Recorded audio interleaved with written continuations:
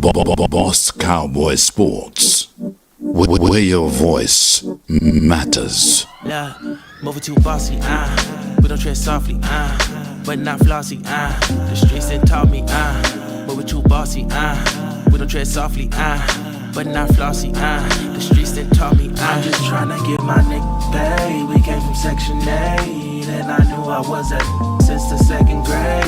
Man, I swear my time is coming, cause I'm never late. Came from broken homes and broken dreams to getting paid. Boss Cowboys. Your voice matters. Your voice matter, baby. It sure does. Y'all know it now. And today gonna be a little bit different. Usually we have Boss Candy on Wednesday. We can't do it today. We just couldn't make our schedules align. So, but I'm not gonna leave y'all hanging. For real, I got you.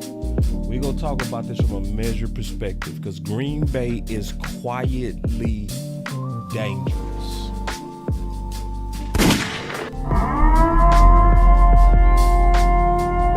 I'm gonna explain it. I'm not hearing a lot of people kind of discuss it, but I'm gonna talk about it. Just where we need to keep our eyes open and kind of make sure we set the right environment. Alright? So, y'all sit back and relax. You know your boy Boss Cowboy's gonna measure this Kool-Aid. Be right back. Boss Cowboy Sports.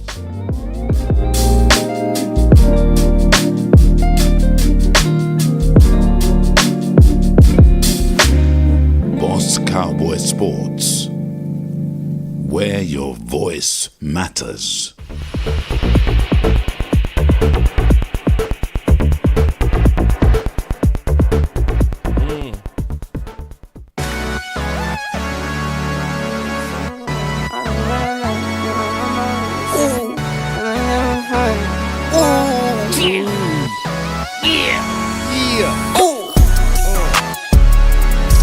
No watch, no diamonds, no watch, good timing, yeah.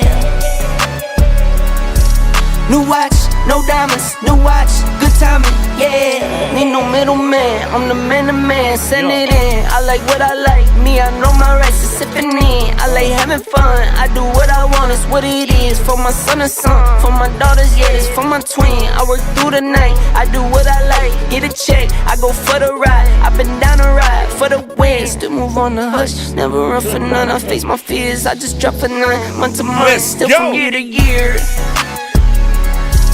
New watch, no diamonds, no watch, good timing, yeah. New watch, no diamonds, no watch, good timing, yeah. I'm sporty and rich, I'm sporty and rich, I'm sporty and rich. Do it again, again, again. I'm sporty and rich, I'm sporty and rich, I'm sporty and rich. Do it again, again, again. Get some checks, I invest, and I spend a check. Spend a check, get it back, then I take a rest.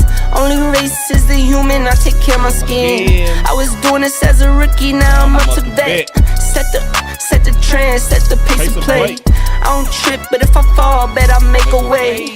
I take trips in the fall, watch the leaves change. I like to treat every day like it's my B-day. No watch, no diamonds, no watch, good timing, yeah. New watch, no diamonds, no watch, good timing, yeah.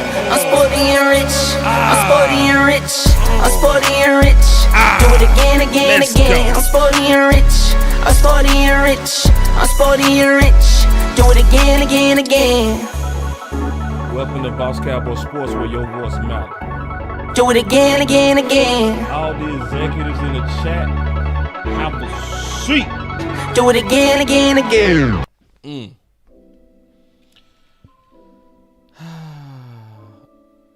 Nah, somebody asked, was the people that interviewed Law? No, Law didn't interview my sons. No. But nah, I want to really kind of get into some stuff that I'm sensing and I'm seeing. And you know, y'all already know, if y'all been rocking with this channel, that I don't go with the crowd. And it's not on purpose. I'm just independent. I think for myself. I look for myself. I use my own eyes and I use my own judgment. I don't go with the flow. And this is the flow that I'm seeing and I'm hearing overwhelmingly in the streets. See, I'm hearing in the streets how Dallas just supposed to run through Green Bay. That this is basically that, Green Bay is playing with house money. That they already should be happy because they made the playoffs and that we go just run through them. And I think that's the wrong tone to set going into the playoffs, period.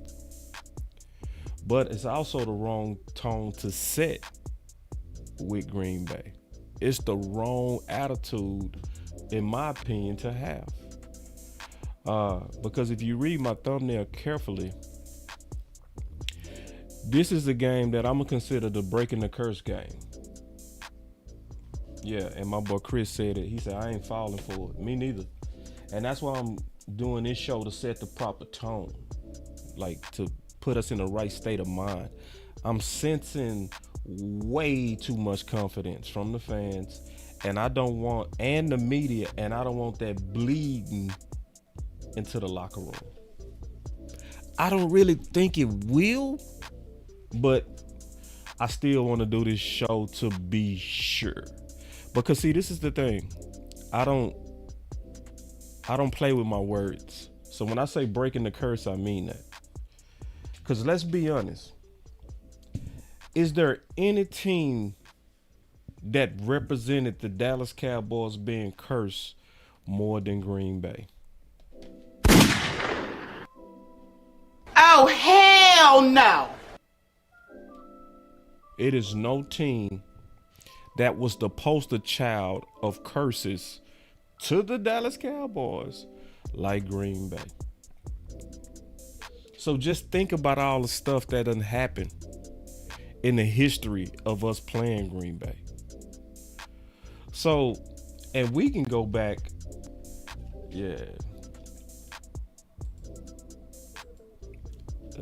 don't be annoying. Don't be annoying. I'm smart. I'm not scared. I'm smart. I'm trying to make y'all smart too. I don't want you being dumb.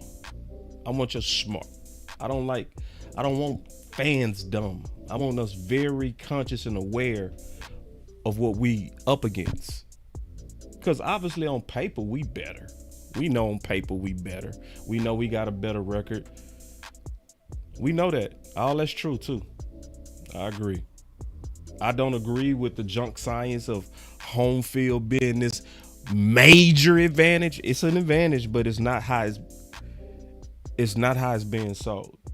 And so what I'm trying to do is I'm trying to get us in the right state of mind to make sure that we are taking this team very serious. So just think about it. Do y'all remember when Romo was going against Matt Flynn with Green Bay? Y'all remember that? And we was fighting to get in the playoffs. Y'all remember that? From a logical standpoint, just looking at the quarterbacks, who would you say supposed to win that game?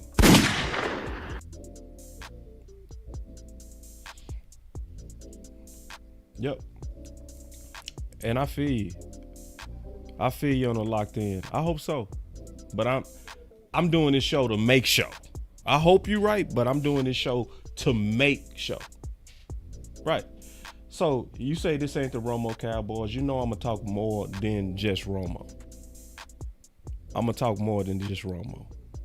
So then we can go to 2014, which is still Romo. And the Dez catch, which they later said was a catch, was not a catch, and it was versus Green Bay, where we had that game in hand. Had that game. We was destroying them. But then 2016 also happened too. And let me ask you a question. Was we favored in 2016? Think about it. See, I feel this coming right here. I love this coming. Man, we got to exercise the demons. I agree, bro. That's why I say this game is about breaking the curse. We was favored in 2016 big time. People forgot. Dallas was the number 1 seed and had a bye. And Green Bay had to win out to get in the playoffs. We was greatly favored. Everybody was talking just like they talking now. Oh, Green Bay, they defense beat up. See, y'all forgot. I remember.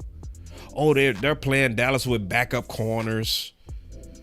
Dallas is on a magical run.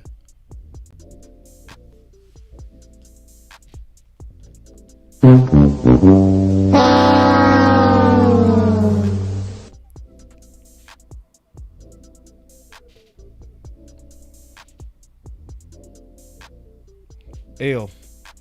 We took a L as the number 1 seed. But boss, both scared. I'm about smart. Nah, what it is boss is not gonna be like some of y'all. Like, oh, we got this. Like, well, you better. You take this team serious as hell. All this looking past Green Bay. Nah, it's a bad idea. It's a bad idea. Even last year. Y'all remember last year? Some of y'all saying we not, and it's cool. I'm not fighting y'all on this. Some of y'all saying, hey man, we not the Romo Cowboys. Well, we was the Dak Cowboys last year, wasn't we? When we was up by 14 points. Y'all remember that? We lost. Yeah. Messed up our seeding. See, Green Bay is one of them games that messed us up from likely winning the division last year. Yeah. See, I played this the other day, or I showed this the other day, but some people forgot. The only time we ever saw Mike McCarthy slam his headset was versus Green Bay. So, I'm just looking at the history that we have with them, right? And I'm looking at what we've done so far to be ready for this season. One of the biggest things that everybody been talking about was the Jimmy Johnson curse, right? Because I'm like, damn. And see, some of y'all, I can just tell y'all don't really follow this close enough. Like he say, Aaron Rodgers. So if y'all remember when we played Green Bay last year, they ran the ball on us. Aaron Rodgers basically only made 3 plays, 3 throws. But those 3 throws were some big throws. And I'm going to tell you right now, the way Love is playing just as good as what Aaron was playing last year. Yeah. So this is the deal. I'm listening to some of y'all, and this is why I think we should just basically change the messaging that we have. Is that basically we got to go in there and tap this team out. We got to ski mask this team. We got to go in there like we getting ready to bully the hell out this team. We can't play with Green Bay at all. Because there's a lot of juju that I've seen on the Dallas Cowboys with this team. And this is one of the teams that can really set us on the right path, or it can set us back bad. So why am I different than some of y'all? Why am I different than some of y'all? Well, first I just explained the history of us versus Green Bay and all the weird things that happened during this matchup. All these times we was favored. We was favored. Most of the times we lost the recent matchups.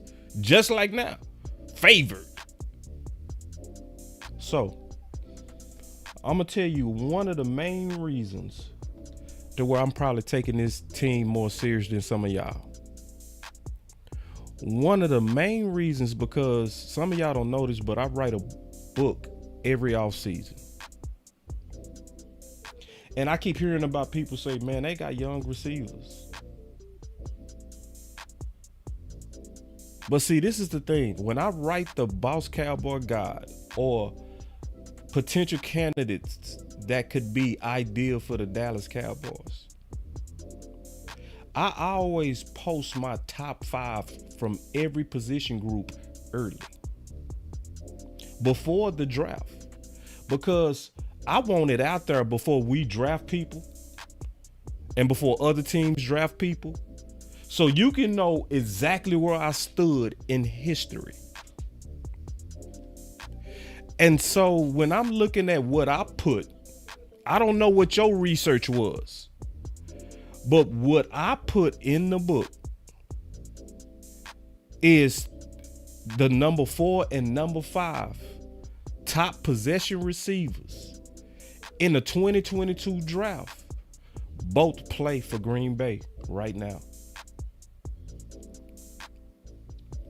So if I'm just using my logic, right? If I'm just using my logic, and I keep hearing people say they don't really have a number 1. They have a number 1. They have a number 1. And he likely go play, y'all. Christian Watson is their number 1. Christian Watson burnt the fuck out of Dallas last year, man. Christian Watson did this on Dallas.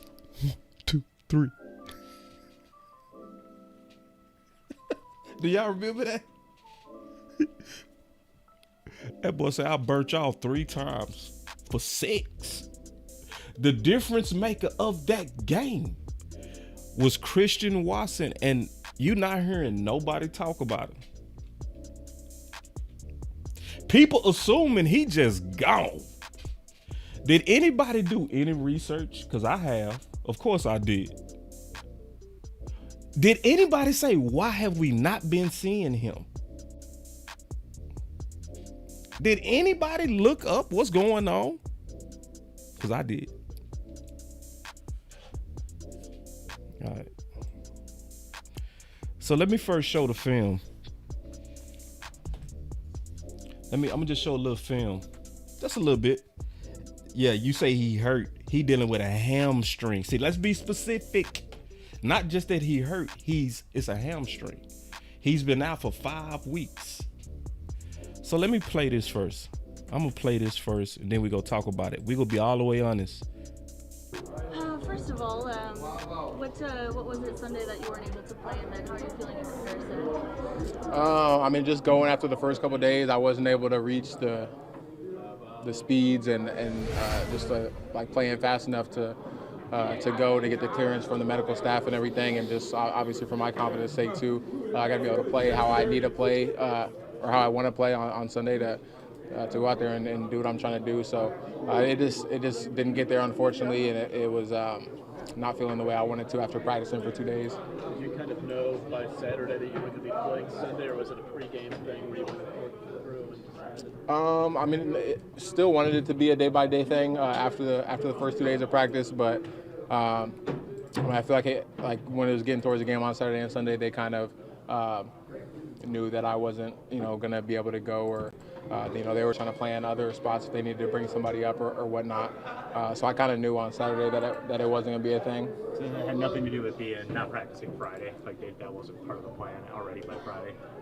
No, I was planning on going the 2 days and then taking a break just to let my body get back. But obviously it didn't get back enough for me to go on Sunday. Assume you're the biggest Packers fan on Sunday, just to give, selfishly, even to give yourself another shot in the playoffs here.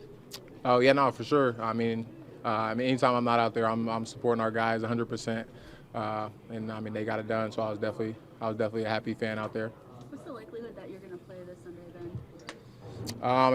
In my head, it's 100%. So he's just basically said in his head he playing. Let's keep going though. But the good thing is he's likely not gonna be 100%. But listen to him. Listen. But obviously, like last week, still got to prove to them.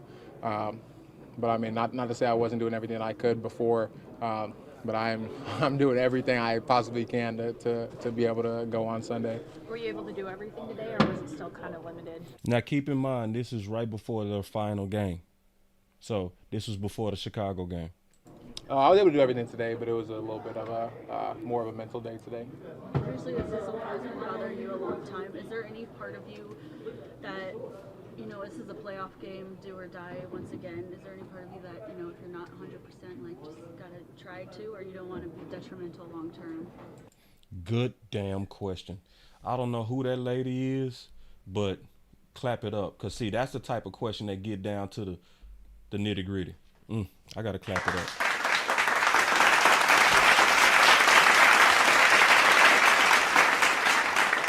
And a perfect pointed question. What did she say? She said, with this being a do or die game and you not being 100%, is there any chance that you not go play?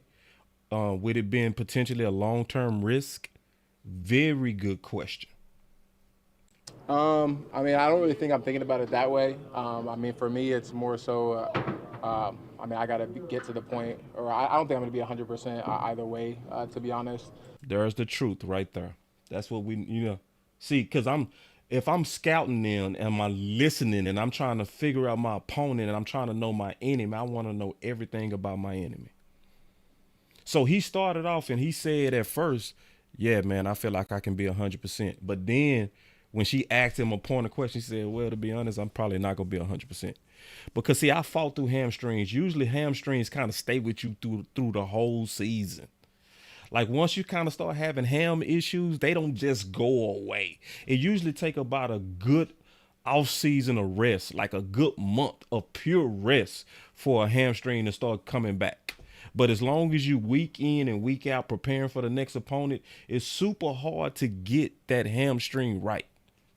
I mean, coming back from hamstrings, even when I was coming back earlier in the season, I think it was more around like 90-95%. And I was still, playing in the Detroit game and the Vegas game. And that's just how it is. You kind of got to, work through a couple kinks after getting back. So the thing is, he also got experience fighting through that injury. So this is not going to be the first time he had to fight through it. That's important to know. Because a lot of people keep saying, they're young. Boss, those receivers. Dallas. With the soft tissue stuff, but I got to be able to play at the level that I know is, going to benefit the team and not, put us in a worse spot. So I'm not thinking about it as I got to be 100% to go, but I got to be able to make a positive impact to go. That boy go play. That boy go play. I would be shocked if he didn't play. So let me ask you a question. If he plays, does that change things?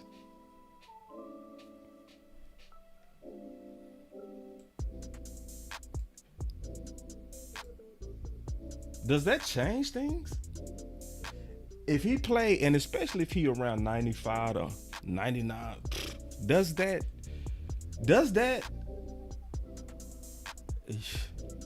Well, let me go back to the film and remind people of what he did to Dallas. And then we can also talk about how to stop him too, because it's a way to stop him. So let me just pull this up.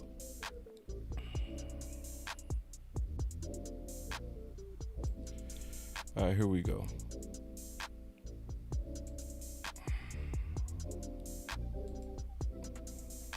So this is last year. That's Watson. Boom.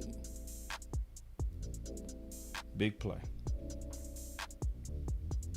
And so then what I notice about Green Bay is that they make multiple attempts for the big play. It really, because remember, they wasn't really throwing the ball on us. What was they doing last year to try to beat Dallas? They was running the hell out the ball, and then they would hit us with the occasional big play. So let me show you just some of the attempts. I'm gonna show you some even opportunities that they miss. I'm just kind of trying to bring this all home, kind of looking at the film a little bit. So hold on. So I'm kind of more so kind of describing like what we up against, all right? So that we really can really make sure that we're in the right mode. So this is Watson right here, and that's versus Bland. And they tried him. Really, they had him. He just misjudged the ball right there. He had a clear step on him. And see, I want to show you something else too that Dallas got to be aware of. I think this is the play right here. Let me see. Because I took notes on all these plays. Just kind of looking at just him, right? Because remember, he would be in addition. Let me get out the way. He would be in addition to what they already have. He would be on top of what they already have. So, and remember, this was young Watson. This was when he was a rookie. So then we looking at him, but this is the play that I want to show y'all, because this is what Dallas got to be conscious of. They got to be very conscious of assignments, because what happened is they went in motion, and then the corners bumped down, but you can tell that they didn't communicate. They didn't communicate well, which can get you caught up in this game, right? Because then you can see, because their communication is off, both Diggs and Bland are covering the same man. And he's left wide open. That should have been touchdown. But see, I know a lot of y'all say Dak is the only person that missed people, but Aaron did too. A couple of times, as I was just looking at the film, right? So they had some opportunities that they also just outright missed. Just missed. I'm talking about for 6. So then if I go look at another one of these plays, I want to show y'all real quick. I think this is where, Aaron,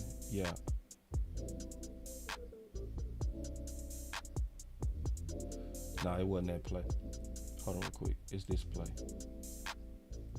Here we go. So, just kind of showing y'all real quick that nobody is accounting for this guy. So that's Watson versus Bland. And ain't nobody talking about this guy. You're not hearing nobody say a word about him. Like, just listen to everybody that's scouting this game and breaking down this game, and it's hardly a peep of anybody talking about the guy who basically bled us to death. Oh, Boss is scared. No, Boss is smart. So Boss is looking at all the threats. And because I'm looking at all the threats, they not gonna catch me slipping. I'm not gonna be surprised if they come out there and start trying to go vertical to this dude. Why? Because the film say it worked the last time. Yeah. The film says what? That it worked the last time. So this is where he go hit us with the 1, 2, 3. Look. And look. 1, 2, 3. I done scored 3 times on y'all. Say! So, oh, Boss, you're scared. No, Boss is smart. Because I know my opponents. And I scout my opponents. And this is what I used to have to do preparing for a game. I had to know everything about them dudes. And I still know everything about them dudes. See, the good thing about me is, remember, I wrote a book about these guys. So a lot of the stuff that I already know is from work that I've already done. So when I look at him, even coming out of college, right? Dude is an amazing athlete. 6'5", 208, ran a 4.36. See, a lot of people don't even know.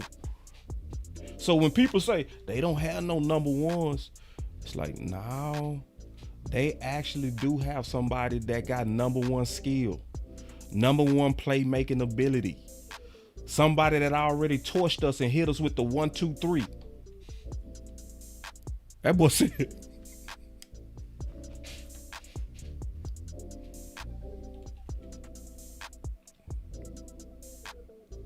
And so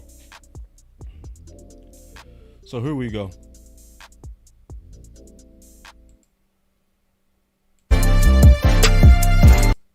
So this is what I said about him coming out. I said Boss Cowboy is very slow to trust athletes from small schools, but Christian Watson is the exception. North Dakota State vastly underused Watson's exceptional talent. He did precisely what you're supposed to do on the level he played, which is entirely dominate. So we're going to talk about how to stop him. That's a very good question. How do we stop him? First of all, we can't give up big plays. That's the main thing we got to know with this game. Is you can't give up big plays this game like we did the last game. We played them. And you got to know who is their big play guy. Yeah. So their big play guy is him. So it's different ways you can take away the big play. You can run a lot of cover 3. You can run some cover 4. You can even run some 2-man. But I'm going to tell you one of the main things we got to do. We got to first stop the run, because that's what they go really try to do on us. I'm going to show about that. I'm going to go through all that. But I'm more so kind of going through like scouting them. So this is me like looking at them and saying, okay, how would they try to attack us, and how did they get on top of us the last time? Because see, most fans only look at film from this year. But I'm going to tell you, from watching hours of film when I was playing Division I, you look at film, especially when you played them.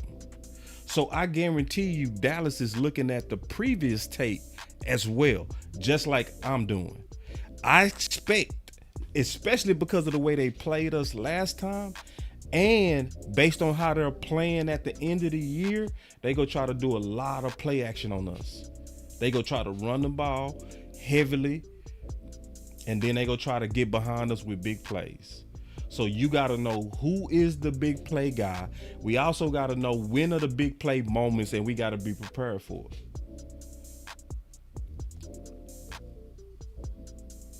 Yeah. And this is the perfect comment right here. See, some of y'all, I'm cool with your confidence. I'm super cool with some of y'all confidence. Have at it.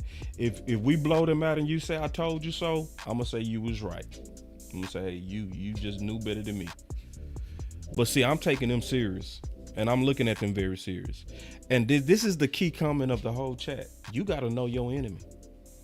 You gotta really know your enemy. And I'm listening, and from what I'm hearing in the streets, what I'm hearing from the radio, what I'm hearing from people that's supposed to be experts at breaking down this stuff, I'm not hearing them talk about the real threats.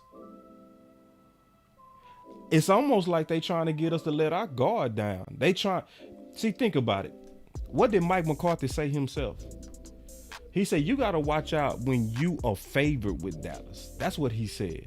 He said, this is a team that don't play well with success. So think about what everybody putting out there. Oh, Dallas is favored. See, they driving us into a mentality that we don't even play well with. So I'm cool with all you people that's super confident and putting it out there. We finna run them, and hey, I just think that's the wrong message, bro. I think the message should be, take this team serious. We need to use this game as a way to know that we've fully gotten past the hard days, that there's no juju on this team. And we taking them serious because this team has been a thorn. Can I keep it real? This team has been a bigger fucking thorn than San Fran. Man, y'all better think about it. Man, this team has been a thorn. This is a bigger hump than San Fran. See, I know everybody pumping up San Fran. No, there's a certain culture of Green Bay that whether it's Matt Flynn or Love, they go play Dallas as well. And I ain't even talk about the refs. I ain't even got caught. Yeah.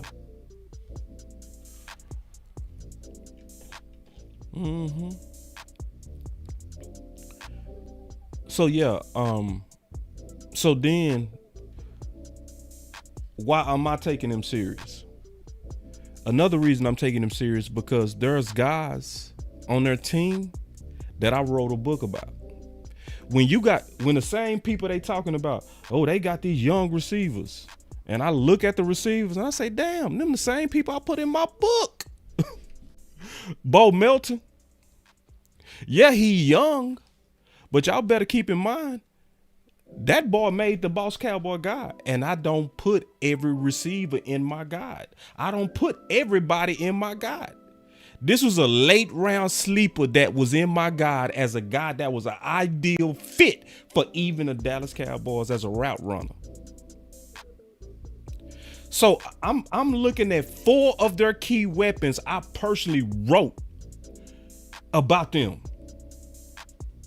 So why would I not take them serious when I've already shown I believe in the guys that they have before they was drafted?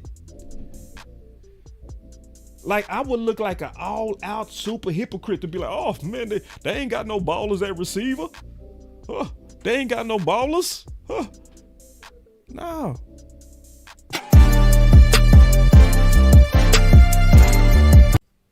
Yeah, I got the receipts.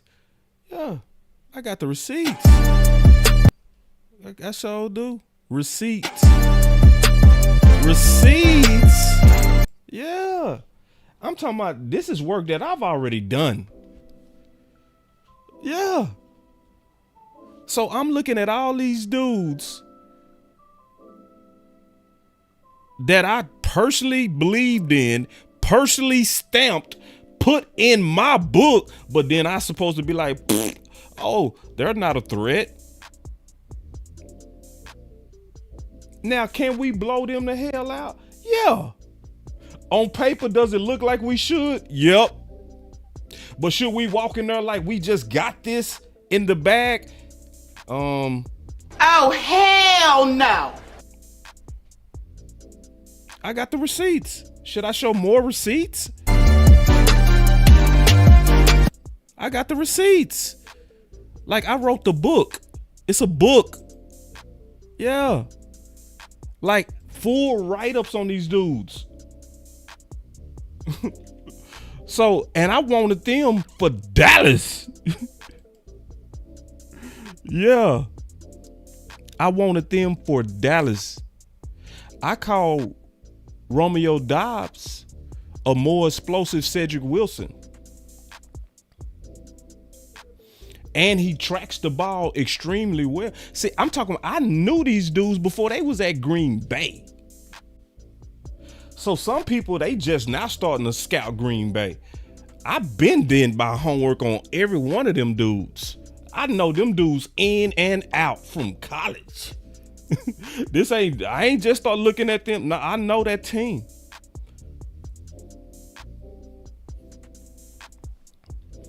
So, and I'm just keeping it real. Like, so when I'm adding it up and I'm measuring the Kool-Aid and you got all kind of evidence that you already stamped their guys and their guys are showing up.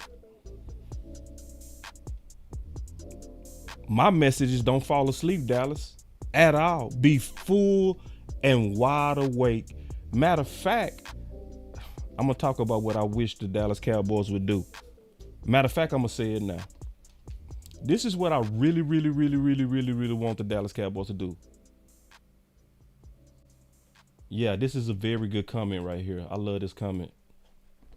This is a great comment. He said, while you was breaking it down, boss, I was thinking about stopping the run with minimize Watson. I'm going to talk about that because I'm going to talk about it all. I'm just putting it together. And I'm just talking about them as a threat and why we need to go into this game with a dark mentality. Like we got to go into this game with hate. Like for real. Like I hate Green Bay.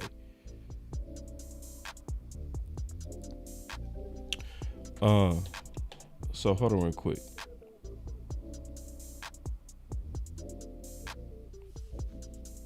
Yeah. So anyway, the first thing I wanted to do was talk about just their perimeter weapons and, you know, why they have something. Another thing that I noticed that they have that a lot of people not talking about enough.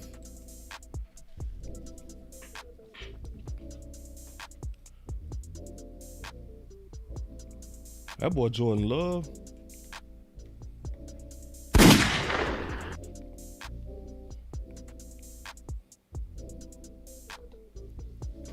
Jordan Love got something too, y'all. Jordan Love got a lot of game. And see, this is the thing about Jordan Love, because I'm just breaking them down. I'm just really breaking them down as the enemy. When I break down Jordan Love and I'm looking at Jordan Love, and let me tell you what I see. First of all, I'm looking at a quarterback who was raised by the old school. What you mean, boss? Raised by the old school, meaning he's one of the last quarterbacks that went through that old school discipleship.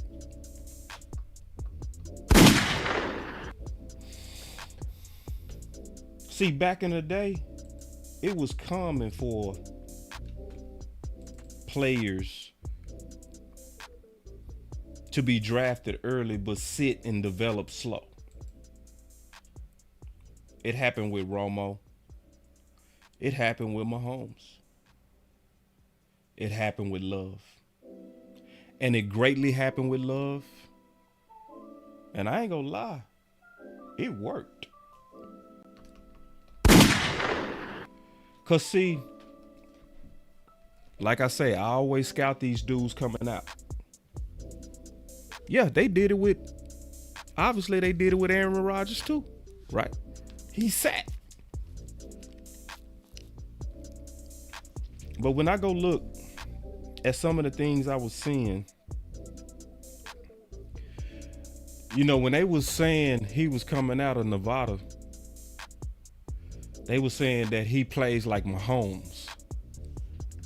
And I was like, oh, hell no. And they was like, he plays like Mahomes. I was like, will you? It's all fake news. It's phony stuff. It didn't happen. And see, I know why they was saying that, because you could see occasionally the Mahomes off balance throws. You could see it in college. It just wasn't as frequent as Mahomes. But as I watch him now, I see some Mahomes.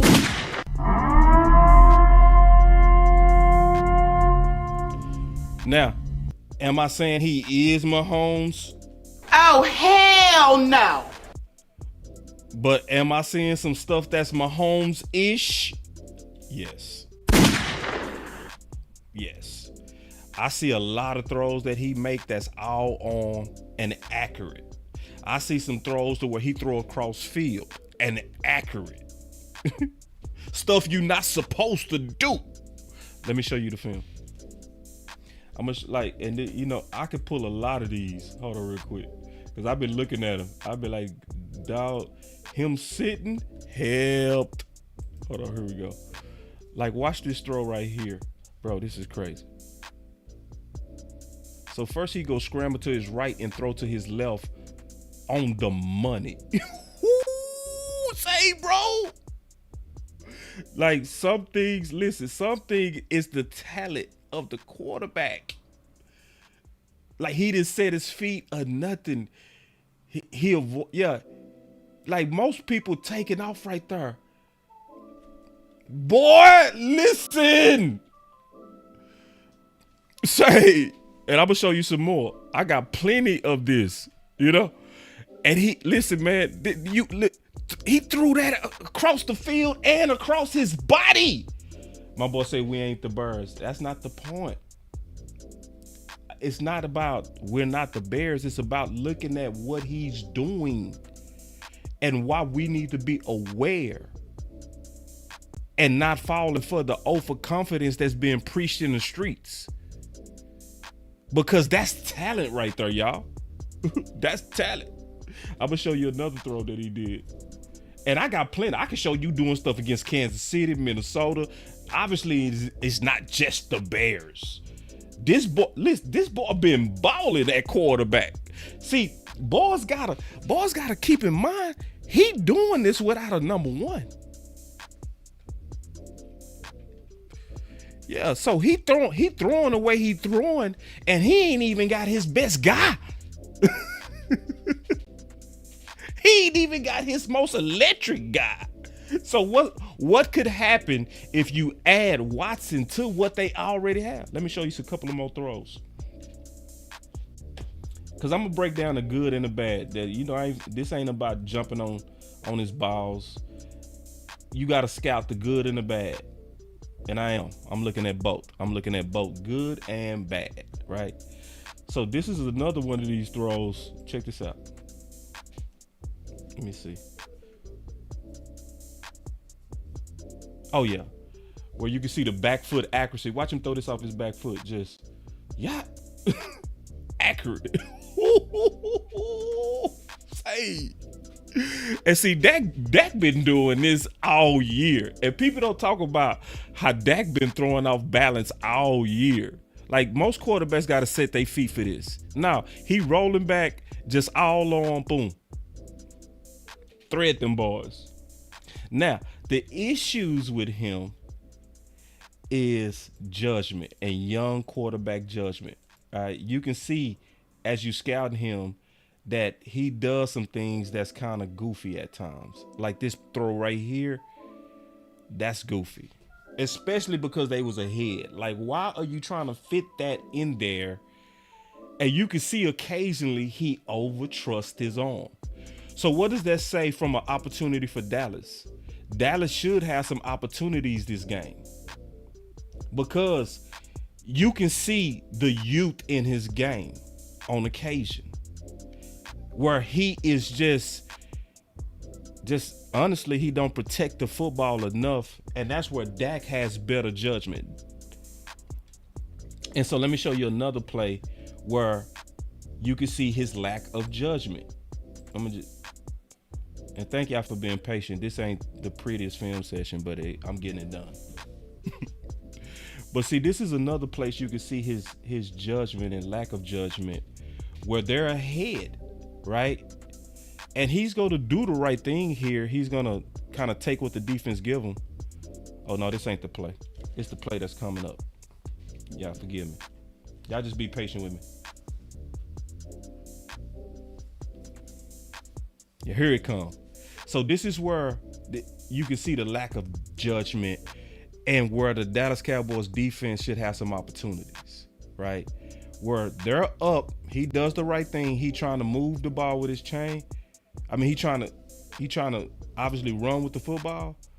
But the first thing first, you got to protect the ball, especially while you ahead. So when I'm looking at Love, I see somebody that got, especially as I've been watching more and more games of him, I see the arm talent, but I also see the lack of judgment. And I think, especially if we play them the right way, we should have some opportunities to get the ball directly from him, because he's a guy that I've been watching over and over, and I keep seeing occasionally somebody that's not smart at protecting the football. So we gonna talk about that too. And then I'm gonna get on the phones real quick, because I'm just basically breaking them down. And as I'm breaking them down, I'm gonna say what's obvious to me. All right. what's obvious to me is that this team, especially lately, is going through Aaron. And we go see this again. We go see it again. Especially because as of lately, it's been very, very much trending in the directions they wanted to. So everybody talking about their wins and their recent wins, right? You hear a lot of people refer to them, winning versus these opponents. But then when you look at one of the main reasons why, you can see what they're doing. Because I look at film and I look at the data, right? Basically what they're doing is they getting behind Aaron. That's what's setting up these wins. So versus Carolina, he had 127 on the ground. Versus Minnesota, he had 120 on the ground. And versus Chicago, he had 111 on the ground. He averaged 6 again, and then he averaged 5. And that's also how they played Dallas the last time. It was all about, and that's why Aaron Rodgers famously said, run the effing ball. See, because Green Bay is going to try to keep this game close. That's going to be their, and they have the mentality to do it. Hold on real quick. So it's 246 people watching and only 145 likes.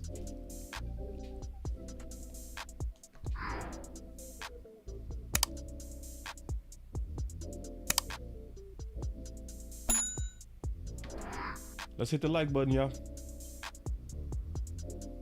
Let's hit the like button, because see, I know I'm doing a real good job of scouting these dudes and really breaking down likely what we're getting ready to see. And I can bet you $1 million what we getting ready to see is we gonna see a heavy dose of the run game. They gonna try to definitely play clock control with us because they know that we explosive. Like Green Bay, they're not a dumb team. We have more talent, but they also have enough talent.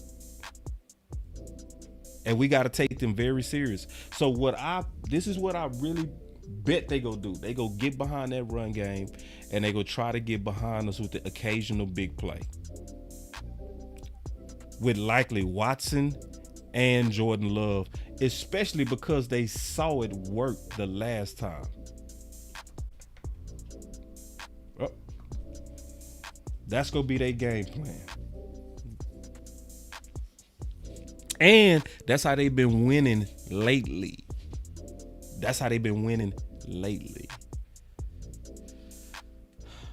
So, and I can talk about their defense, but honestly, I don't think this game gonna come down to their ability to stop us. I don't. Now, could they play good? Sure. But as I was looking at their defense, man, I'm gonna be honest, man, it was very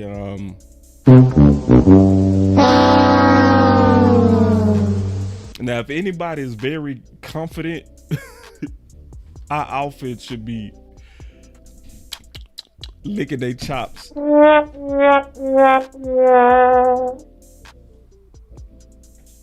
on real quick. This is dope, bro. See, check this out. See, this is how you know you're doing the Lord's work. See, I didn't even know this. Check this out. Look, he said, I'm a Packers fan, and I appreciate this content, bro. You need to be sitting next to Uncle Skip. Yeah, because Uncle Skip not saying this. Uncle Skip not talking about the danger. They trying to wire us up like, oh, y'all got it in the bag.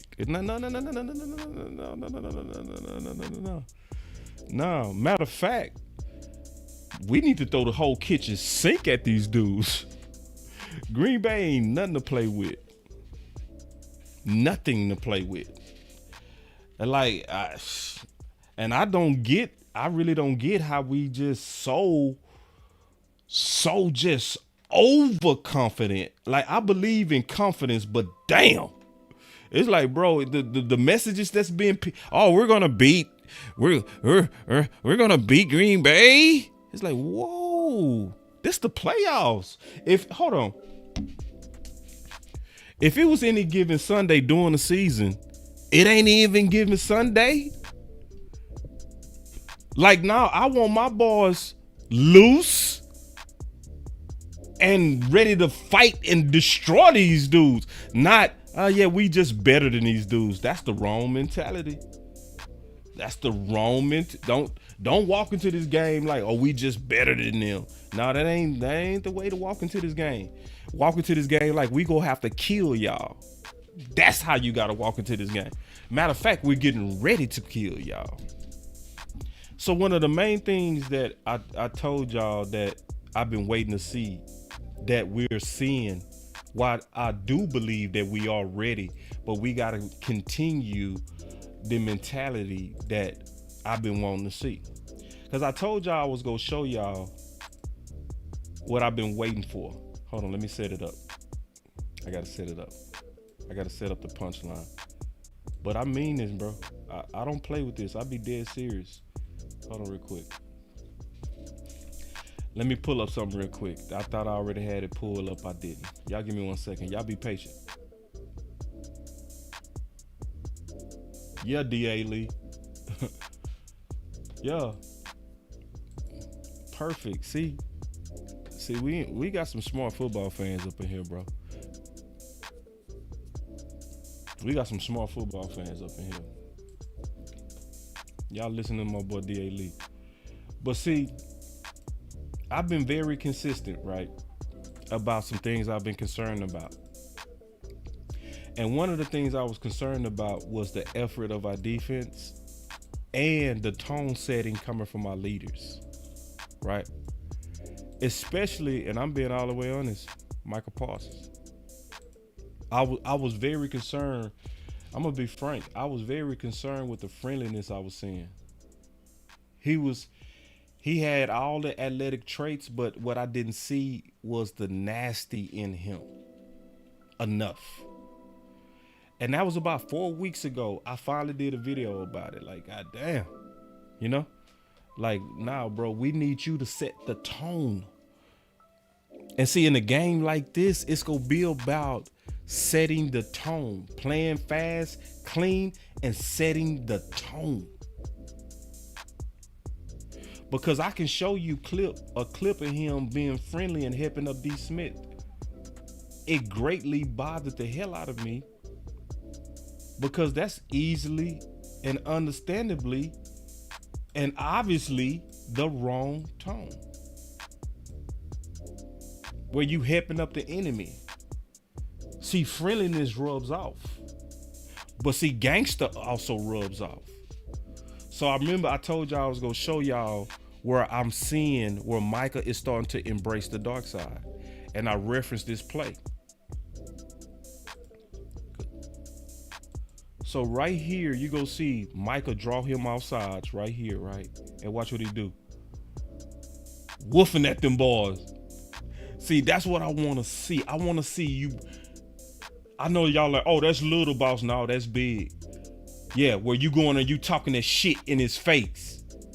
And you getting up in his face and you letting them know I'm with it.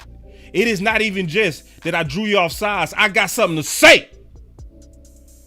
My boy Michael was woofing. And that's what I want to see. Good.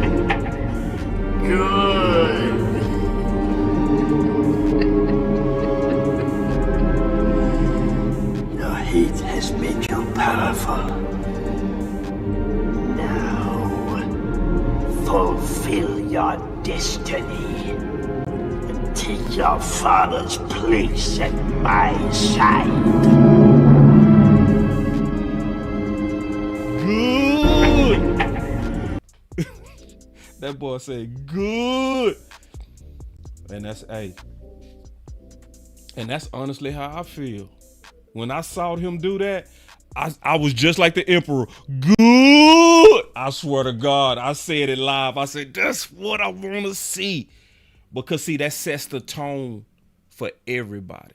I know some of y'all like, oh, boss, I'd rather him be quiet. I'd rather him be a humble lion. Man, if you don't go sit your ass down, this the playoffs. This the playoffs. I need you to not only lead with your play, but I need you to lead with your emotions. And I need to see more of this. I want to see more of the Wolf and Micah. I'm dead serious. I want to see more of it. I'm dead serious. I want to see Micah getting in boys' face. Talking that shit. Yeah. Let's go. Because guess what that do to all the guys around you? They also like, man, let's go, man. Let's go. And see, that's what you want. You want everybody feeding off you. Because I know what Green Bay funk ass finna try to do. They finna go try to steal a win from us like they always do.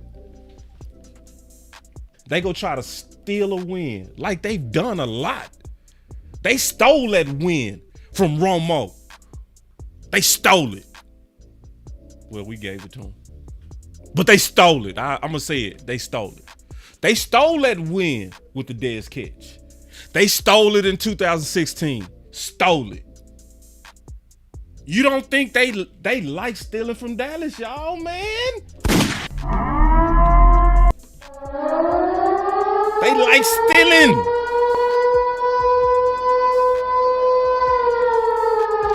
So I'm talking about this offense. So now I'm talking about what do you do? What do you do? Because they can't beat us unless they beat us with their offense. They defense don't have enough. I'm just being honest. The real danger of this team is that offense, them young bulls, and the fact that they so young, they don't even know to know better.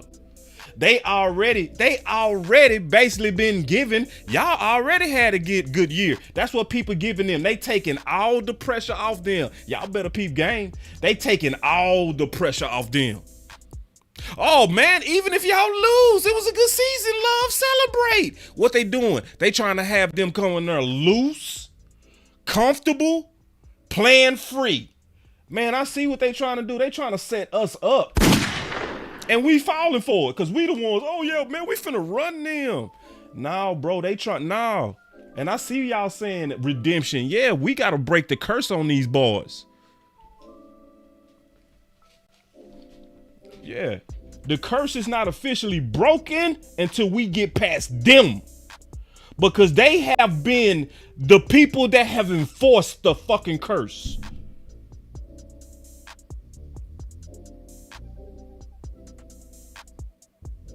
They enforced it. Not San Fran. It's been them boys. The biggest heartaches that we've taken in the last 7 years has been behind Green Bay.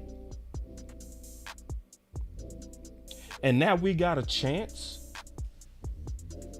with a new quarterback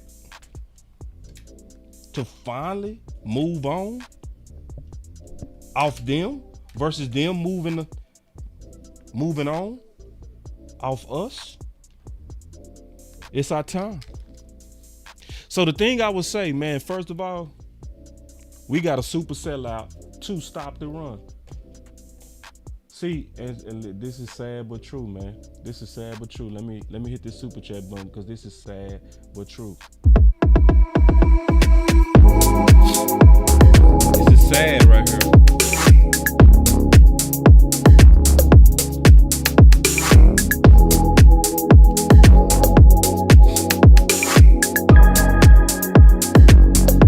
Sad.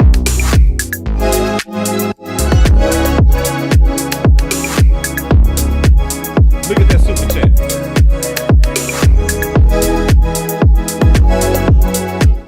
He ain't lie either. This a Green Bay fan. Did he lie? He said we stole the last 5. That's true. That's true. So I'm just not with the. Like, I definitely got faith in my team. I know we better on paper, but you don't play on paper. You play on the field.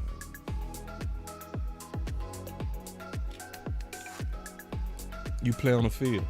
So that's my only super chat. So this is I called it a freestyle. So y'all already know what's next. We finna get on these phones. We gonna talk a little ball. We can talk about whatever y'all want to talk about too, cause it's a lot of stuff that I didn't talk about that I've been wanting to talk about, like Will McClay potentially trying to get away, Dan Quinn being recruited and how to get over those humps and prepare for that. Cause I keep hearing a lot of people say Will Harris, and I'm gonna just be honest. In terms of Will Harris being our D coordinator, Oh, hell no. Joe Witt should be the next in line if Dan Quinn get away.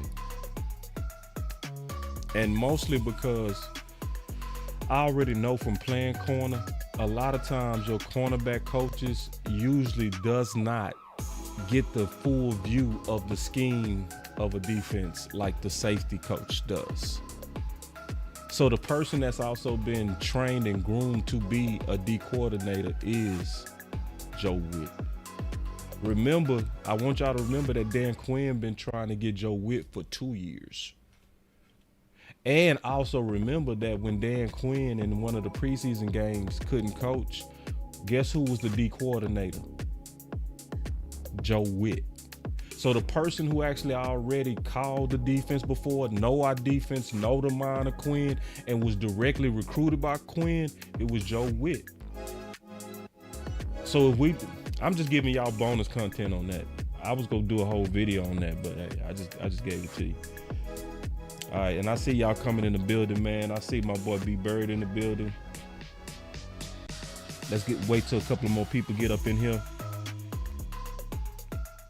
and then we go take these calls. All right, I'm gonna just leave it open, and we go just start going with it. B Bird. Hey, can you hear me, boss? Yeah. Hey, so I did want to say one thing that you are 100% correct, man. I think I saw a thing on 105.3 is saying the Cowboys have no excuses. What they're trying to do is put pressure on us, man. Yep. And they're trying to let Green Bay come in here and just play with no pressure. And some people may say, well, why would the local Dallas media do that? Well, look, the Cowboys not being successful is good for their ratings also. So some of those guys aren't Cowboys. The conference has been locked. I watched that, and I just looked at that and I said, now, why would you even put that out there? Like, right. No excuses and this, that, and the other kind of thing. No one has any excuse if you got the higher seed in the first round. I mean, they're not doing that in Baltimore. They're not going to do that in 49ers or anywhere like that. So it's just like some of these things I just kind of shake my head at. And I would, since it's a freestyle, I would say this, man, because I know you hadn't touched on it. Mm-hmm. A lot of people are complaining about, Dak and the MVP race and Michael Parsons and this other kind of thing. I like that they're getting snubbed. Me too. I don't want them to get those kind of things because I want them to stay hungry and mad about it and pissed off about that all the way to the Super Bowl, man. Yes. I think sometimes when you win those accolades, you think you arrived and you exhale. And that's not good. I love the fact that they're getting snubbed. They need to continue to get snubbed, man. I love it because those accolades are good for them. But us as fans, we want a Super Bowl. Like MVP don't mean nothing to us. To be totally honest with you, as fans. Nothing. One thing too, man. I was with you helping up D. Smith on that play against our arch enemy. I didn't like anything about that. That was un-LT-ish. And so if you want to be in those kind of realms and be talked about like that, man, you got to be, like you said, like crazed dogs. Mad dogs don't help nobody else, man. No. And so the thing is, man, one of the things I remember, and I don't know if you remember this, back when Dez was playing, do you remember him getting into it with Malcolm Jenkins before the game? Yes. Do you remember how, and I'm going to be honest with you, he kept barking at him. He was an aggressor. And you could see Malcolm Jenkins proverbially put his tail between his legs. Yes. Because Dez looked like he wanted to knock the crap out of him. They had to have three people. You ever been in a fight where three people had to hold one dude back? Yes. And then nobody's holding the other guy back? Yes. Yeah, that's because that one dude, that's the one that's about to, he set everything off. And so I love that because in that game, Dez ended up having 3 touchdowns. He ate him up if we won in Philly. But that's how you set the tone, man. Set the tone. You're talking about B-Bird. Before you go, let me add to what you said, because remember we had Terrence Williams on the show and he gave us the background, right? And he said Romo saw Dez go at Jenkins like that, he intentionally kept targeting him to set the tone. Yeah. And that's how that thing is infectious, man. It is. Your man, you stepping up like that, or it could be the other way. Like you said, they being nice and friendly like that. Then they could be nice and friendly too. Yep. And so that's what Micah's game got to go to next, man. They got to go to, man, look here, man. Everybody the ops. Everybody is the ops. Nobody likes us. Let me stop trying to be liked by the media because it ain't gonna happen. Look, let me just go and embrace the dark side, like you telling them, boss. Man, so, embrace man, it. that's all I want to say, man. I'm gonna get off and continue to listen to, man. I appreciate the integrity you bring to the show, too, man. To this Cowboy Nation, too, man. I just wanted to let you know that. Thank you, B. Appreciate you, man. Yeah. B Bird the same. He bring a lot of integrity to it. I got a heavy crew in here. I got Chris 204, Coach Marv, DP Johnson, Joe. Oh my God, man. Ooh, I got the heavy hitters up in here. All right, let me take this call. I don't know yet. I'm gonna go down the list. 862, you live.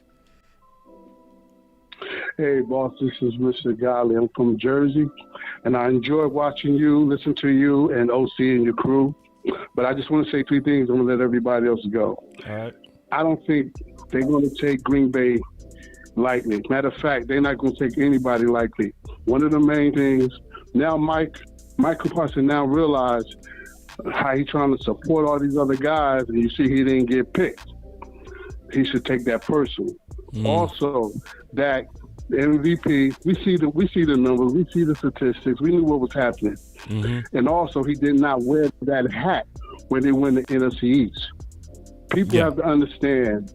I don't think Dallas is going to take any team lightly. I don't care, at home and away. Look out for these boys. These boys are coming strong. That's all I got to say. I'm going to support you, OP, and all you guys. I really enjoy listening to you. This is James from Jersey. James from Jersey. You say James? Yeah, James. I'm going to lock you in, James. So the next time you call, I'm going to call you by your name. James from Jersey. All right? Okay. All right. All right, boss. Go Cowboy. Yeah, and I hope Go James Cowboys. right. Go Cowboys, man. Here we go. So, like, I hope James right. I really do. You know what I'm saying? That and I do think so too, that we hungry. We showing a different type of hunger. This type of show is to just make sure. You know what I mean? Because I'm hating the environment. I'm hearing what's out there, and I'm not liking it. I'm not liking, oh, Dallas is playing at home. They win at the house. And like, bro, come on, bro. Like, y'all are setting us up for where we play at our worst. Like Mike McCarthy said himself, we don't play well with success. So stop telling them, hey man, y'all got this in the bag. Why would you tell them shit that make them play at their worst? I just don't agree with that strategy. I totally disagree with it. I feel like, call me scared, whatever. I take it. I'm saying take these boys serious and go in there to kill. Go in there to kill. Go in there to just let it all hang out. Like Coach Marv always say, you got a gangster a win up in there. You better be thinking gangster even in your house, because they trying to show out in our house. Hold on real quick. Chris 214, you live. What's going on, boss? What's up? Man, I just want to say this. Please, people, just worry about on peeking at the divisional round. Just one game at a time. Yeah. One game at a time.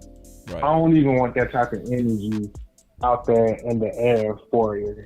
Even like the players to even get whiff of, oh well, if this team lose, we might go play the Bucs or blah blah blah. No, focus on Green Bay, because listen, we are coming. Okay, listen, in this game, we Mike Tyson. They are the wimpy kid, a smart wimpy kid. The smart wimpy kid, they ain't finna go, like, they are not about to go the hit for hit with you. They ain't finna punch. They're gonna take their time. They're gonna try to wear you down. Just like you said, they're gonna try to keep it close as much as they can. we got to be careful. We have to be careful. Hey man, just take care of business. Take care of business. But yeah, so that was my main thing, man. Don't be putting that stuff out there in the air. Just worry about round one, please. Yeah, worry about round one. Because that stuff can spread, bro. Yeah, it does. It get in the locker room, bro. It does. Yeah. It does. Oh yeah. And Go ahead. No, go ahead. No, you go. Oh, okay. No, and I was gonna say this last point too. I remember, man, like a couple weeks ago, you were saying how the other side was trying to take shots at Law and stuff. How you were saying that Law is a Don, Jay Tuck is a Don. Hey, bro, you a Don too. Mm-hmm. Don't forget that. You a Don too, bro. Like, hey, you up there. So that's a salute. Appreciate it. I love your channel. I love your content. Hey, let's go Cowboys. Appreciate that, Chris 214. Yeah, man, Yes, that's a good sir. call by my boy Chris, man, showing love. And yeah, and I'm gonna be honest, I do know that I'm a done. And my whole point of saying that was, you gotta ask permission before you go after a done. So it's the same thing we seeing with what's my boy for ESPN that's going at them execs right now? I can't remember his name, but he going through it right now with them execs from ESPN. But it's always some old farts that's trying to go against a new movement. That's just what it is. And my point is this: it's getting to a point to where we gonna start calling names, and that's what I meant by that. Like, when you come out of done, you better ask permission. Yeah, Pat McAfee. And you see how Pat McAfee called out some names? See, hold on real quick. We've been nice to y'all, man. We've been nice to y'all. And it's not a lot. Most of the old media, they rock with us. They rock like 90%. But that 10% of them old farts, I'm telling you, man, and I'm the one that's telling everybody right now, I'm gonna be the one that's gonna be putting them names out there, and I'm gonna go fed. I'm gonna be just like Pat McAfee, but worse. Cause I'm sick of it. I'm sick. I'm very sick of people putting out good content and good ideas because we trying to win, and then some old fart dude who done plateaued in his career trying to get some shine by going at us. Just because your career done plateaued. Because I don't understand how you can be old media, get all the views from old media, and don't do nothing independent in the first place. What is wrong with you? Like, how do you get all that exposure from working for a brand and never make that brand work for you? You go tap dance your whole life? So anyway, we got some more fire calls up in here. Hold on real quick. Coach Marv is next. Coach Marv. What's going on, boss, man? Let's get it. Hey, great show, man. I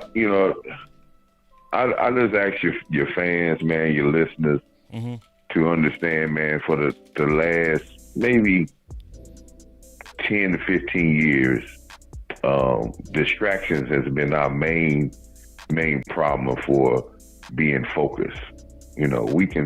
We could point out Jerry, we could point out coaches, but we have had talent that could have played over their abilities, and sometimes we've had, but we have always had distractions. And those distractions are mainly started by our own media.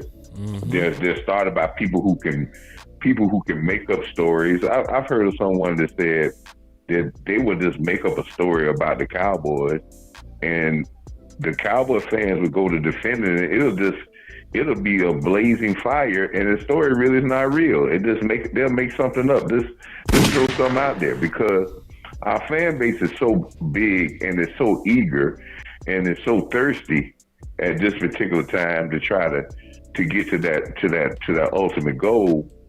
But they sometimes we don't understand that those things are just put out so they can get into those locker rooms, so it can cause distractions. Yep. Contract talks. We're talking about contracts. We're talking about where guys, our free agents, are gonna go.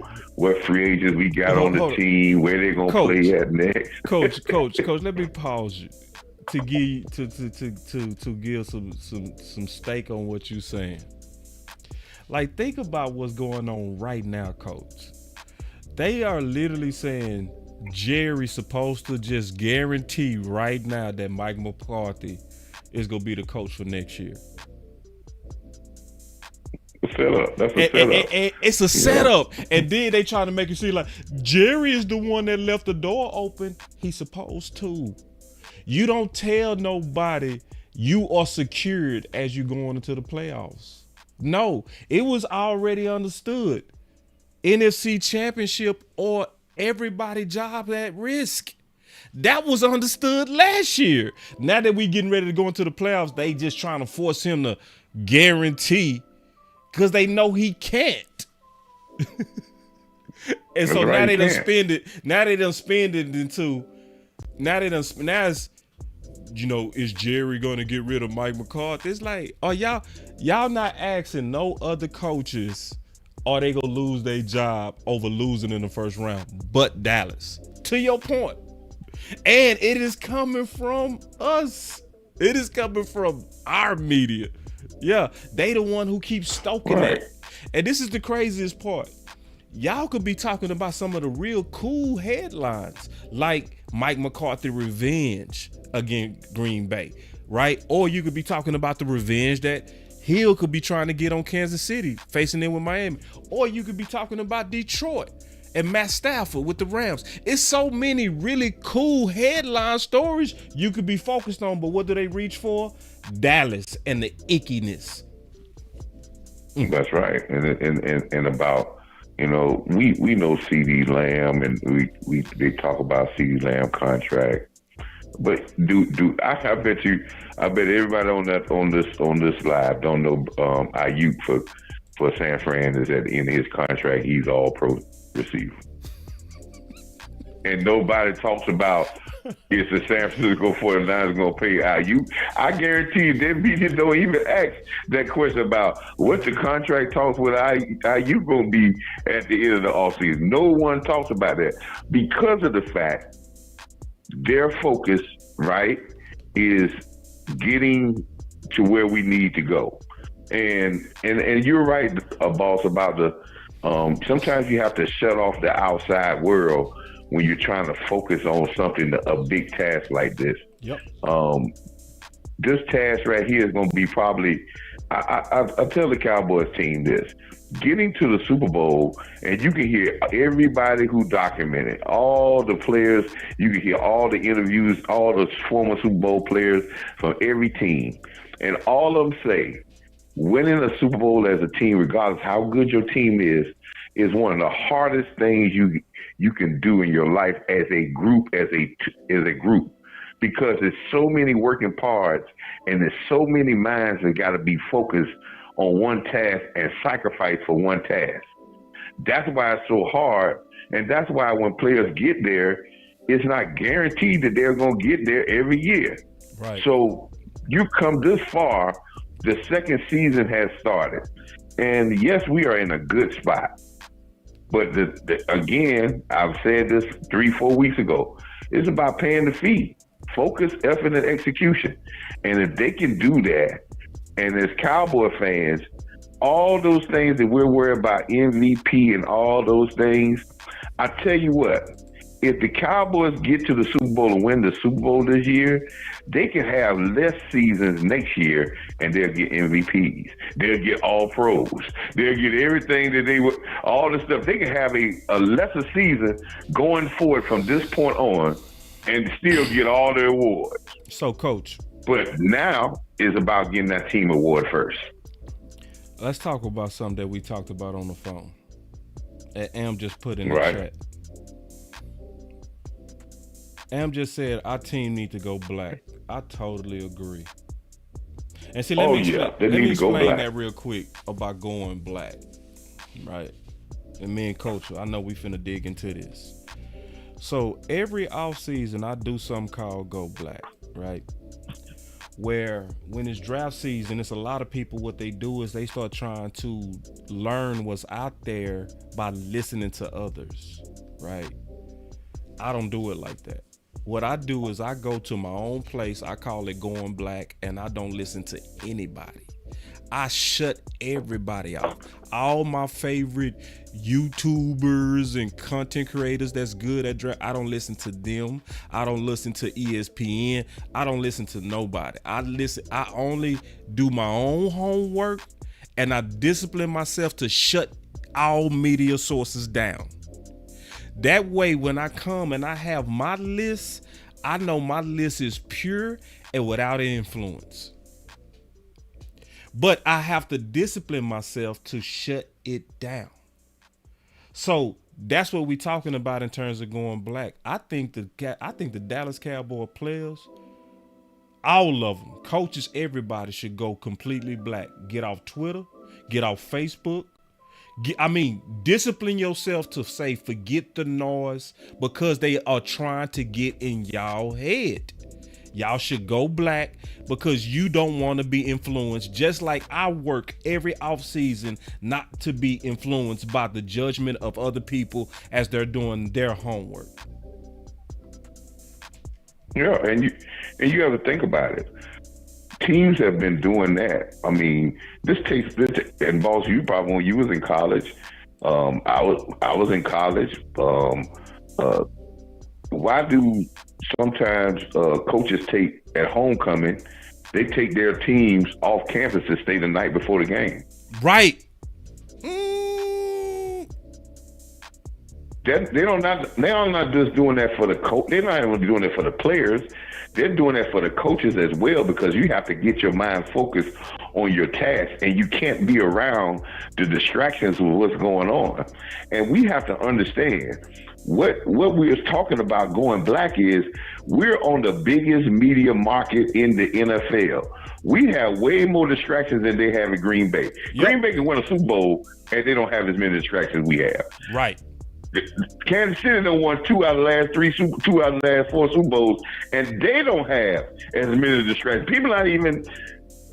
If we had a season like this, we'd have been total chaos. They talk about Kansas City maybe once every other show. They talk about the Cowboys on every station, every show. There's more stories about the Cowboys than any other frivolous stories, anything, any free agent, any player that's let go. Somebody's always coming up with a link to us. So this is why at this particular point in time, you have a team on the precipice of doing something great. So what it is, you went into the season saying, okay, we want players. We got players. You wanted to get out of this season healthy. We the healthiest we have been going into the playoffs in probably 30 years, right? So what is the last piece, boss, that we need? Is focus and clarity. Yep. Clarity over confusion. That's what we're trying to get. Clarity over confusion. And how you get clarity over confusion? Shut it down. You sit and you settle down, you get focused. Now you have coaches probably having extra meetings. Why they having extra meetings? Sometimes people say, well, we having extra meetings because we're trying to make sure everybody on the same pole. I'm having extra meetings maybe for an hour or two just to get you out of the media, to get you away from just a second, because I do not want you to get caught up in all that, because it's not the main guys. I need these young guys, these other guys that people are not going to notice, that really is going to make a key, right, to this team. I don't want to get them caught up in it. So we got to get focused, and there's got to be 53 to 70 guys, even the practice squad guys, get focused, because if we're focused, we got the talent to beat anybody, any day, and dominate games. But if we look at our games we have lost this year, Arizona, we were not focused. Philadelphia, we had mental mistakes. Buffalo, we didn't come to that game at all with no focus. And let's say specifically what it is. Turn off your social media. Turn it off. Like LeBron, that's what LeBron James does. LeBron James said when he gets to the finals, he shuts it off. Why? Because he don't want nothing in his head. He just wants the moment in his head. That's a small sacrifice for what y'all trying to go for. If I make that sacrifice every offseason, y'all can't make that. Y'all can't make that old simple sacrifices.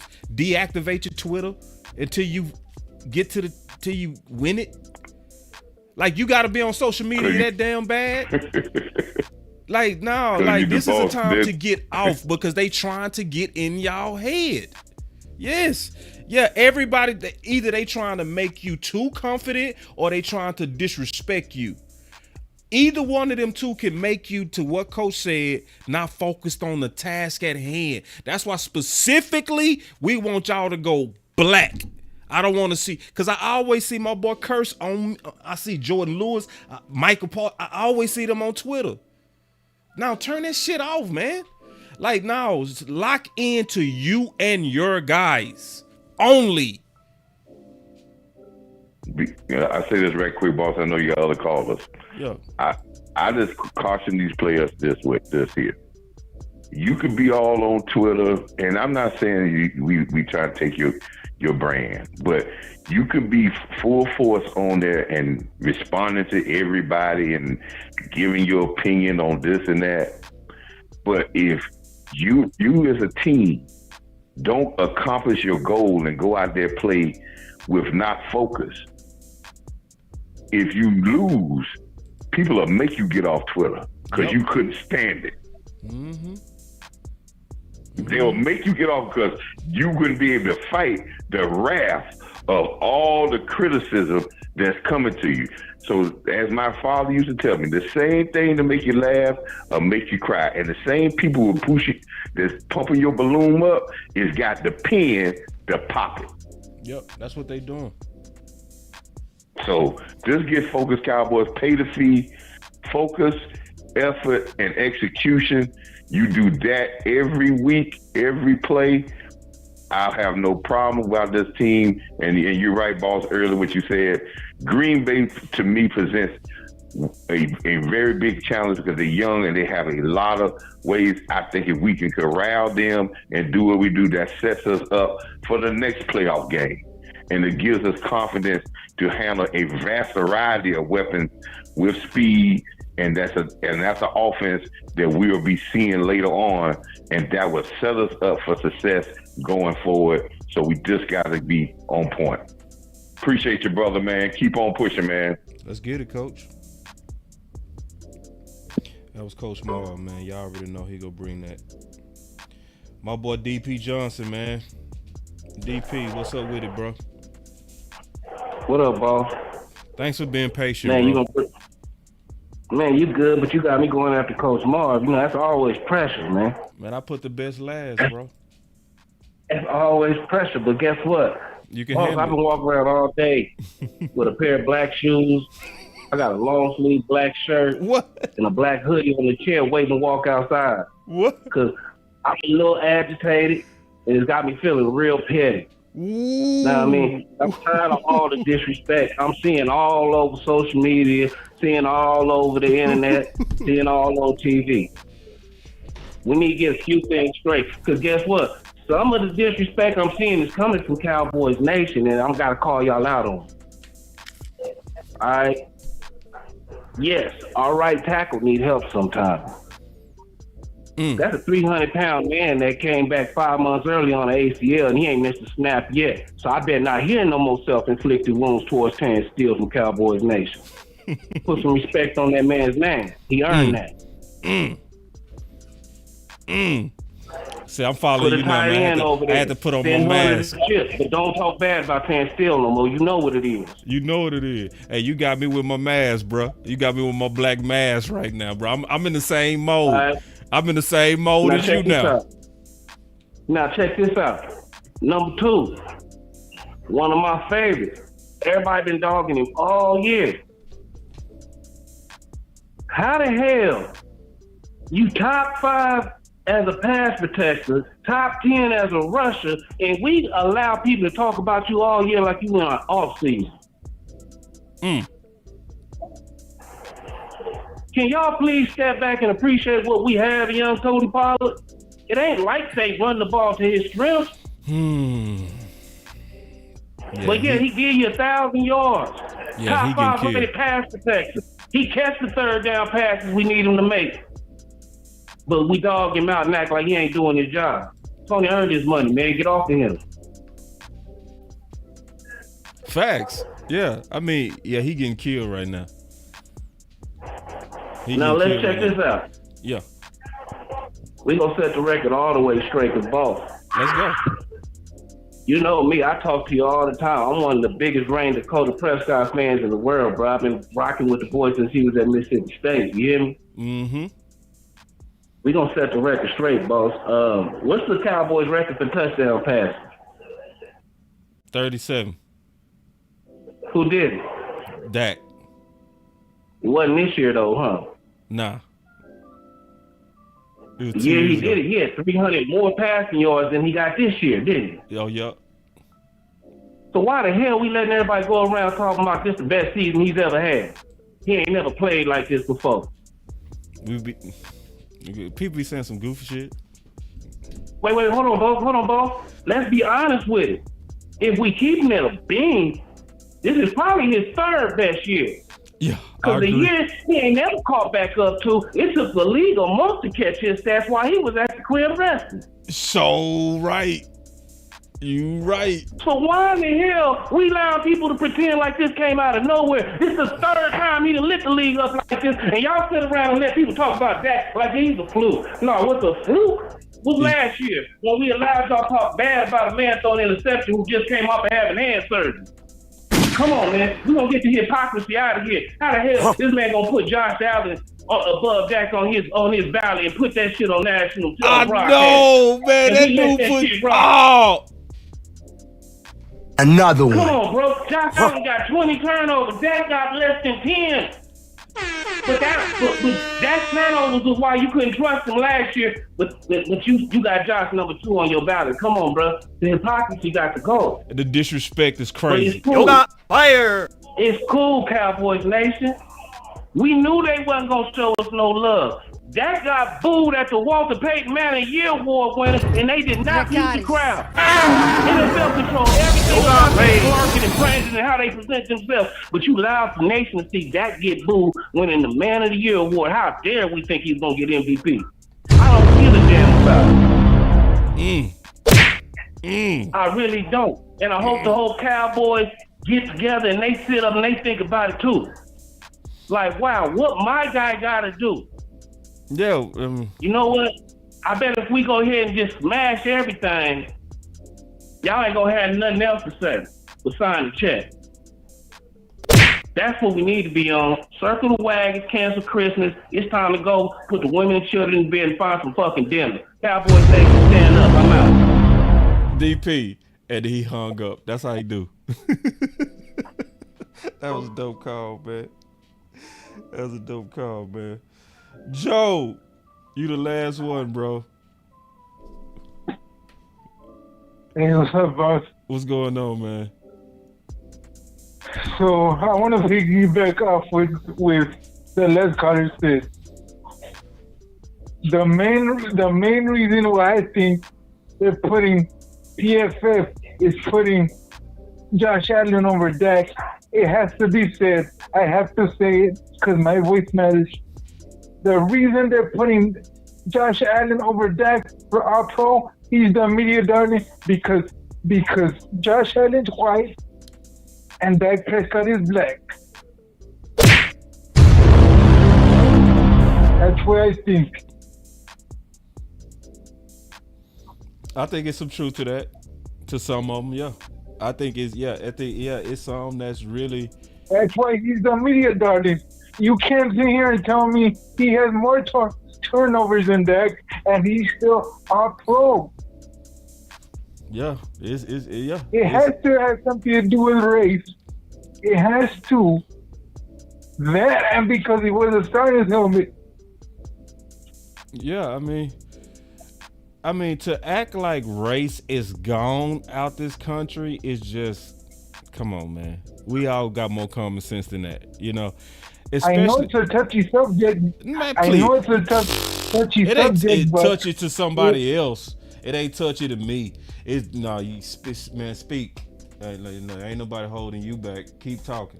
Bring it real back. He be speaking his mind. That boy was shit. And another thing about this home field advantage stuff, man, look, 2016 and '07, we had home field advantage, got bounced both times. Right. So it can happen. We can lose, but I feel like this team is focused. Me too. And I'm kind of glad that Micah Parsons didn't get voted by his peers on All-Pro because it's gonna piss him off even more. Yeah. If there's a game where Micah has to take over, this one's it.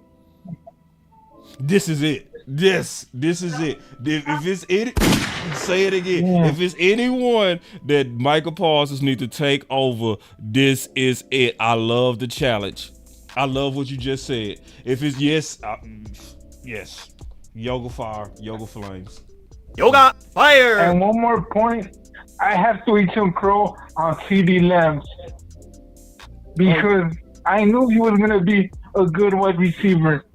I was ecstatic when he fell to us at 17, but there was a point where I thought Justin Jefferson was better than CD because,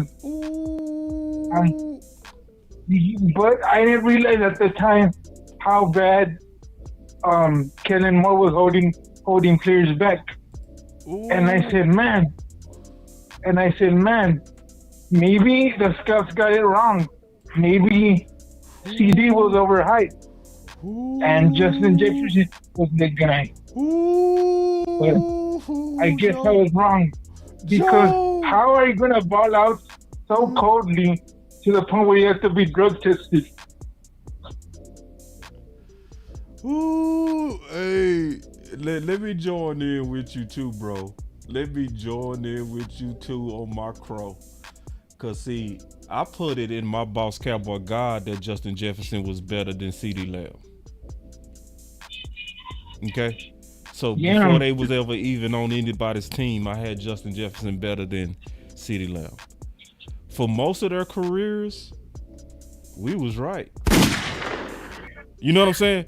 For most of their careers so far, we was right. But I'm so happy that me and you now can legitimately say, maybe we was wrong.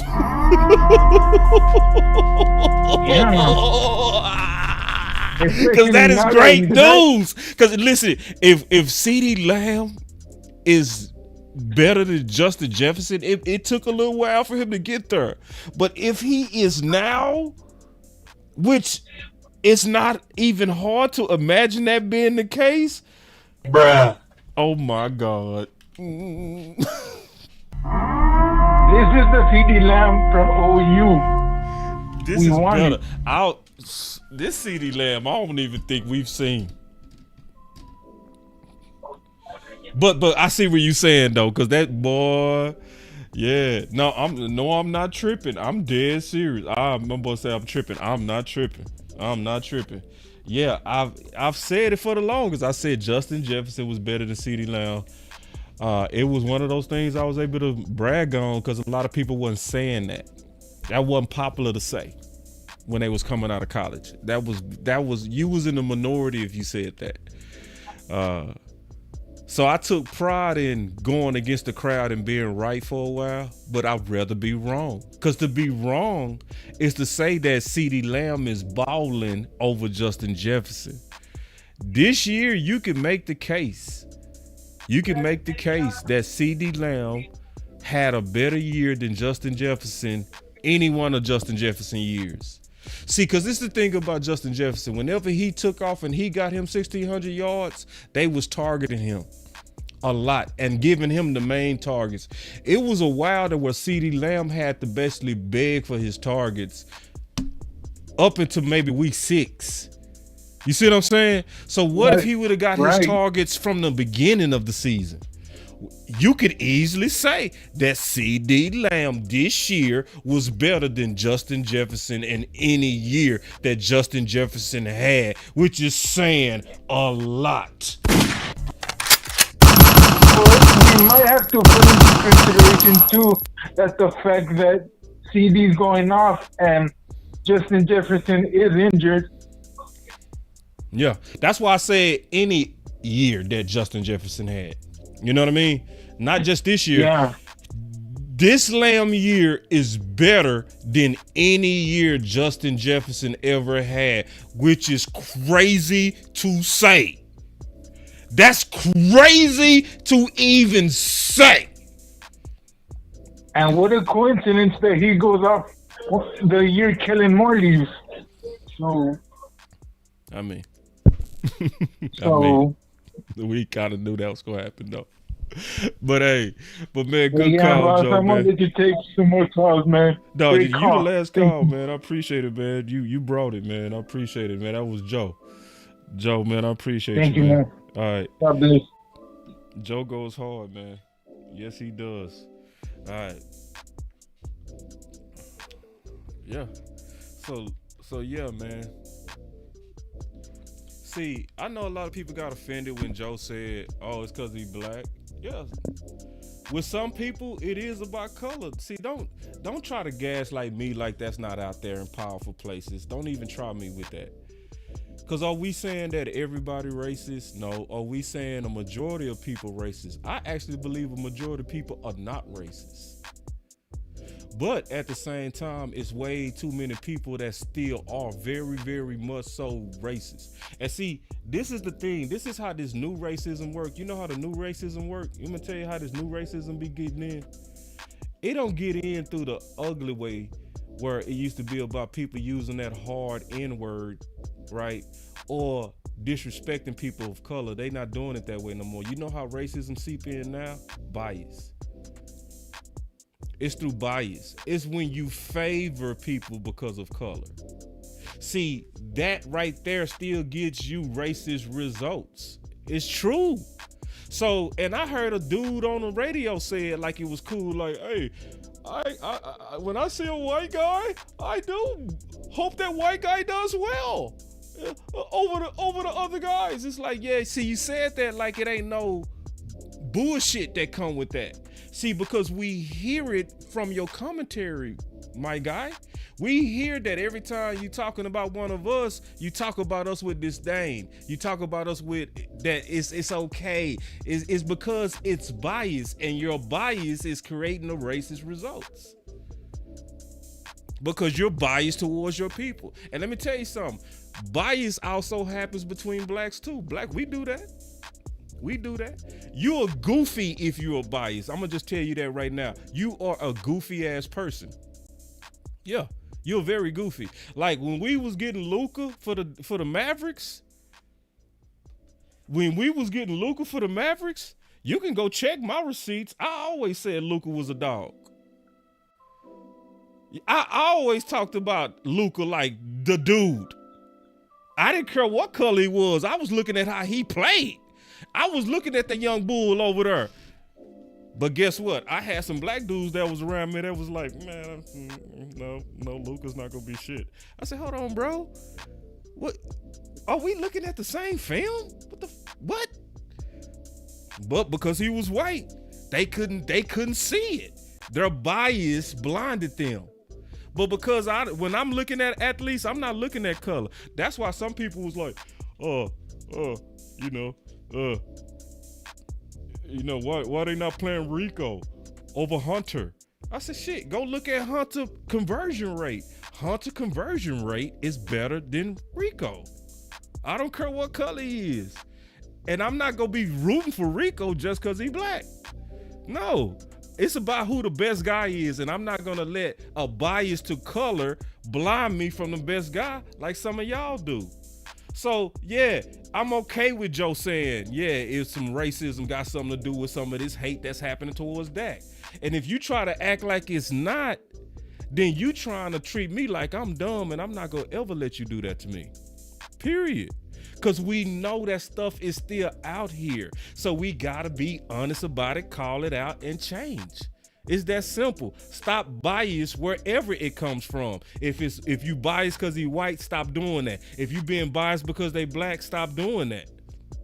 Just judge people based on what they're due, not based on their color. That's goofy. Yeah, it is. I'm just being honest. It's the bias that creates this modern racism. That's what's going on. Yeah, and it's still out here. And if y'all think I'm gonna be silent or try to quiet Joe because he said it, it's not gonna happen. I'm gonna say it loud and proud because it's still a problem.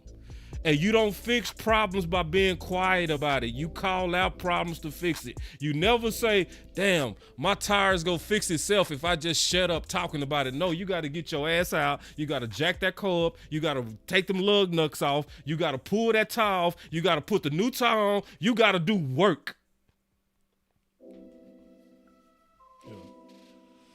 So anyway, man, so I basically wanted to really break down what I was seeing with Green Bay, and that I don't see a lot of people saying, man, that this team is very dangerous. They very dangerous. You know, this is the team that we're gonna have to throw the kitchen sink at. I'm serious. Do I believe that our players are looking past them? No. But am I doing the show to make sure they not? Yep. And do I believe that we need to go black? Absolutely. Do I believe we need to embrace the dark side? Absolutely. Do I believe Michael Parsons is going to set the tone by how he plays? Absolutely. Do I believe that we way better than this team? Yep. But also, was we way better than Green Bay in 2016? Yep. Was we way better than Green Bay last year? Yep. Was we way better than Green Bay when we played them with Matt Flynn versus Romo? Yup. And we lost every time. Don't do it again. Boss Cowboy Sports, where your voice matters. Love, moving too bossy, we don't tread softly, but not flossy, the streets that taught me, moving too bossy, we don't tread softly, but not flossy, the streets that taught me, I'm just tryna get my nigga paid. We came from Section 8, and I knew I was at since the 2nd grade. Man, I swear my time is coming, cause I'm never late. Came from broken homes and broken dreams to getting paid. Dollar bill, listen close, this is not a drill. Niggas hungry trying to get a meal. I've been in light, who gon' pay a bill? I've been in action, been in traction, surplus with niggas lacking, shining light but still be blacking, red lights will stop the action, green to go, even when it's slow. Higher heights to balance out the lows, can't ride the wave cause you ain't got a boat. Boss Land will be tomorrow.